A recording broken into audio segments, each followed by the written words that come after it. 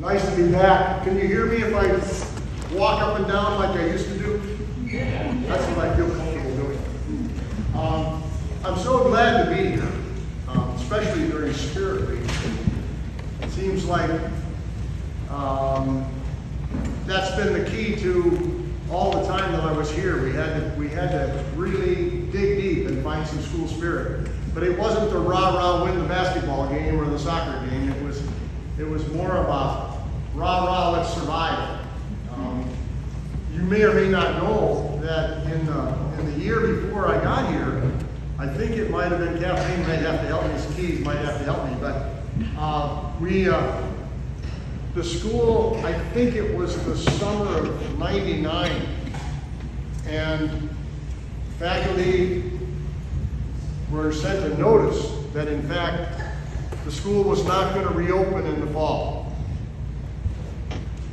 And it was a scramble because there were a lot of people saying, well, wait, the school's been around for 150 years or however many years. How could this all come to such a rapid conclusion that it's not even going to open? And there was a big outpouring of energy and enthusiasm, but it looked like it was not going to happen. And then somebody came through with a promise of some cash that might bail it out, and so it did reopen, but by that time everybody was sure that it had closed, and so we were fighting the fact that we weren't closed, we were still open.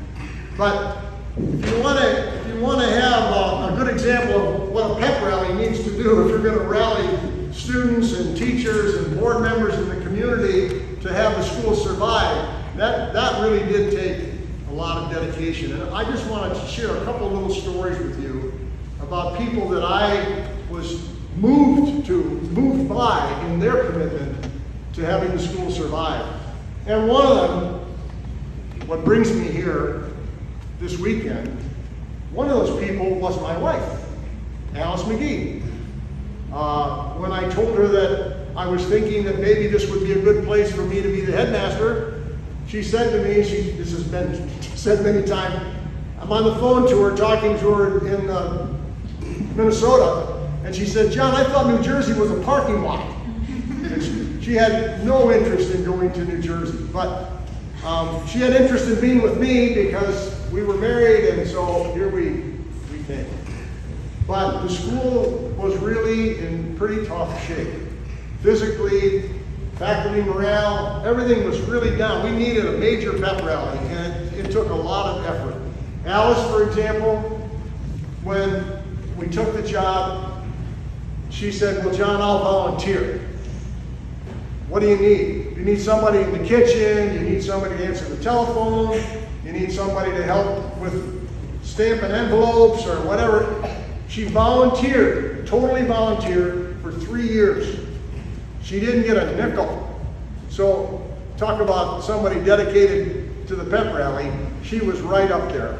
And while we're thinking and talking about her because of what we were here to do on Saturday to recognize her, one of the people that you do know, this morning I think it was, he said, John, I'm sorry I didn't get to say this at the memorial service, which happened on Saturday, but Dr. P, all those who know Dr. P, a few, going down to, if you haven't yet been to Harper's Ferry or been to some Civil War battleground without Dr. P, I hope he lives long enough and you do that happens. But here's what Dr. P had to say. It's by way of memorial, if I can find it here.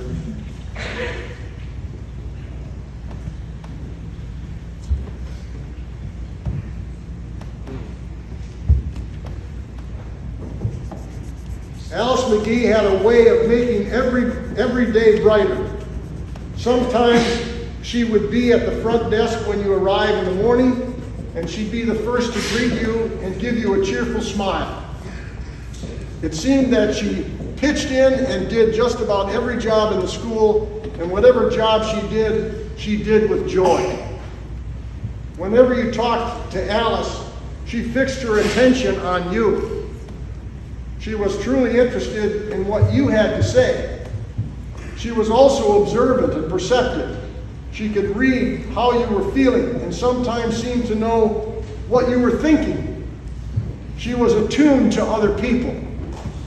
Sometimes Alice did interviews of prospective employees, which she was really a master at. I never said in one of her interviews, but I wish I had. I'm sure she had a way of putting everyone at ease and at the same time really engaging with them.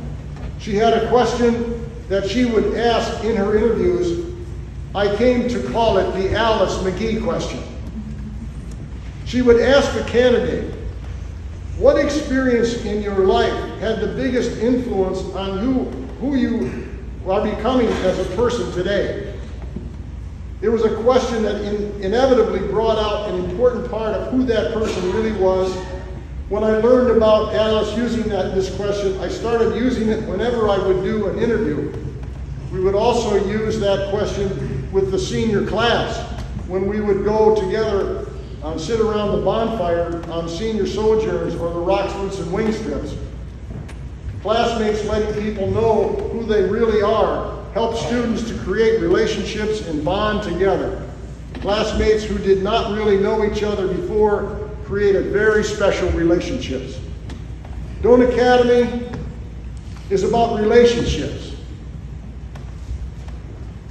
And the Alice McGee question helped shape them. Alice viewed life philosophically. I will never forget the time on Rocks, Roots, and Wings when we were hiking into a campsite and it started pouring rain. If Dr. McCormick were here, she would be right there with us. So by the time we got to the campfire, we were all soaked. The tents were not erected, had the wrong poles, the wrong tents with the wrong poles. Fortunately, we had a senior boy that was pretty sharp, Michael Slater by name, who figured out where the poles belonged to which tent so we could get in out of the rain. By that time, we were thoroughly soaked, freezing cold, hadn't eaten anything, just like I like it, right? No, not quite. We hadn't eaten anything, but all we wanted to do was to get inside the tent and try to stay dry as possible, sleeping on the hard ground.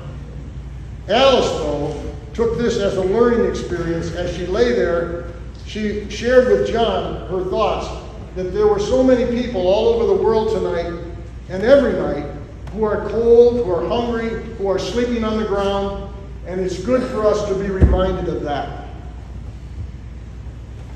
Alice could look past her own discomfort and problems to think about other people.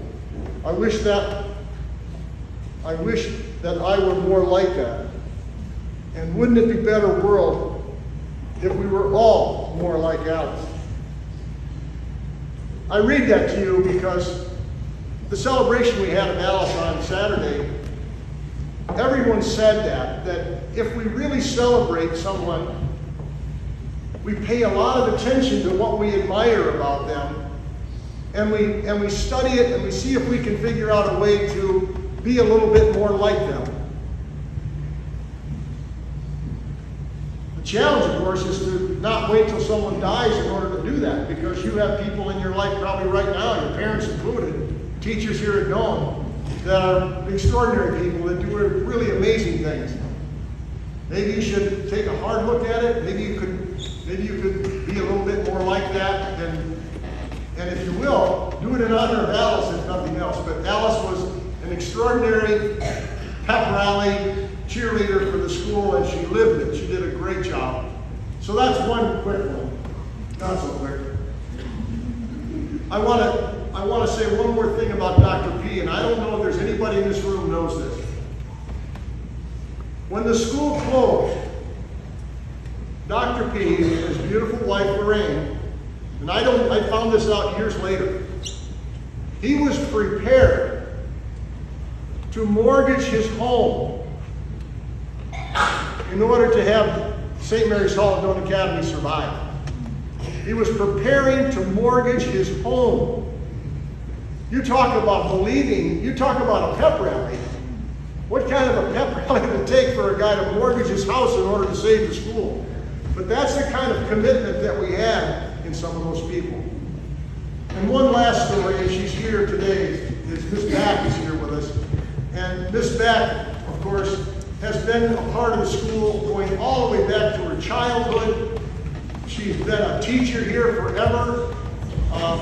She's a graduate of the school. She's a teacher here. Her two beautiful daughters graduated from here. Her mother was the assistant to the head of school before she even started here at the school. Her father was on the board of trustees during my time. I'll never forget his paying attention to how the whole chapel was going to get rebuilt. He was paying attention to every detail. It was that level of commitment that we had that brought the school from where it was in my time early to where it is now. And I guess I would just say in closing, in addition to your seeking out mentors and people that you really respect, and try to figure out what it is that's so special about them, and then trying to have that be more of who you are, I think that's a really important part of the real school spirit that it requires in order for you to be and do everything that the best of who you could be and do in your time, as we tried to have it be the best that we could do in our time. I am hoping that the class of 25 is still saying, you know what? McGee was here in 2000 to 2015. There were some extraordinary years. There's been some extraordinary years since then. But 2024-25 is going to be the best year we've ever had, ever. We've got to maintain that commitment that the school always has to be moving forward, getting better. And what is that part for you? As students, it is doing everything you can to take advantage of everything that's available to you, whether it's in the chapel or it's on the soccer field or whether it's in calculus class, that you are going to take full advantage of what's here. That's all part of school spirit as I see it.